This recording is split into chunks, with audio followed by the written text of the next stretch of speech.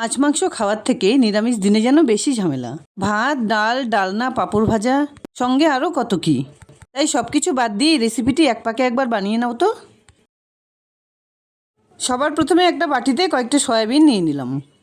এখানে আমি নিউট্রেলার যে বড় সয়াবিনটা হয় সেগুলো নিয়েছি। এবার এর মধ্যে পরিমাণ মতো গরম জল দিয়ে ঢেকে 10 মিনিট রেখে দিচ্ছি। 10 মিনিট পর কড়াইতে পরিমাণ মতো সাদা তেল গরম করে কিছু কাজু কিশমিশ ভেজে নিচ্ছি। কাজু কিশমিশ অবশ্যই অপশনাল, না দিলেও কিন্তু এই রেসিপিটি খারাপ লাগবে না। সুন্দর গোল্ডেন ব্রাউন কালার করে এগুলোকে ভেজে নেবার পর তুলে নিলাম। এবার এই তেলে ফোড়ন হিসেবে দিয়ে দিচ্ছি 2টো তেজপাতা, কিছু গোটা গরম মশলা। একটা প্লেটে ছোট করে কেটে নিয়েছি 2টো মিডিয়াম সাইজের গাজর, একটা বিট, 10-12টা বিনস। সবজিগুলো তেলে ছেড়ে দিয়ে পরিমাণ মতো নুন দিয়ে একটু নাড়াচাড়া করে মিশিয়ে দিলাম 1/2 কাপ পরিমাণে মটরশুঁটি।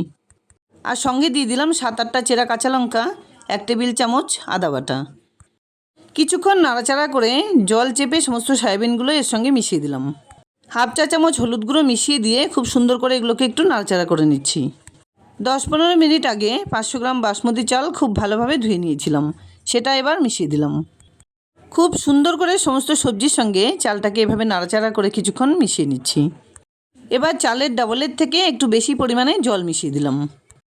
উপর দিয়ে ছড়িয়ে দিলাম কিছুটা পরিমাণে নুন। আর এর স্বাদ বাড়াতে এখানে আমি নিয়েছি দেখো একটা বিরিয়ানি মশলার প্যাকেট। প্যাকেটের থেকে পাউচটা কেটে কিছুটা পরিমাণ বিরিয়ানি মশলা গুঁড়ো ছড়িয়ে দিলাম।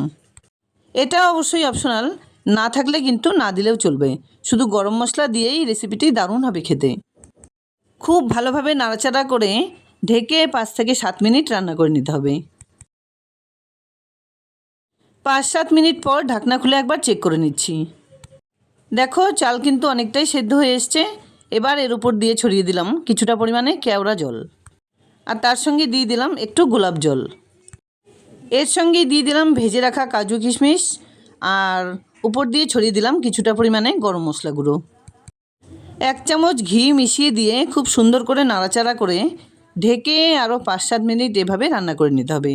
মানে যতক্ষণ পর্যন্ত জল না শুকিয়ে আসছে ততক্ষণ পর্যন্ত কিন্তু রান্না করে নিতে হবে। মোটামুটি 10 থেকে 15 মিনিট ধরে রান্না করে নেবার পর একবার চেক করে নিচ্ছি। দেখো চালের থেকে জল কিন্তু অনেকটা পরিমাণে শুকিয়ে গেছে। এবার গ্যাস অফ করে ঢেকে 2 মিনিট স্ট্যান্ডিং টাইমে রেখে নামিয়ে নেব। যাই হোক, ঝটপট এক পাকে নিরামিষ রান্নার রেসিপি আমার রেডি অ্যান্ড সার্ভড।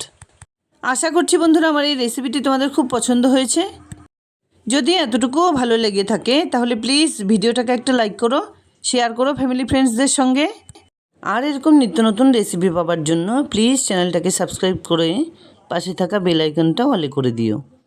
দেখা হচ্ছে নতুন কোনো রেসিপি নিয়ে। ভালো থেকো, ধন্যবাদ।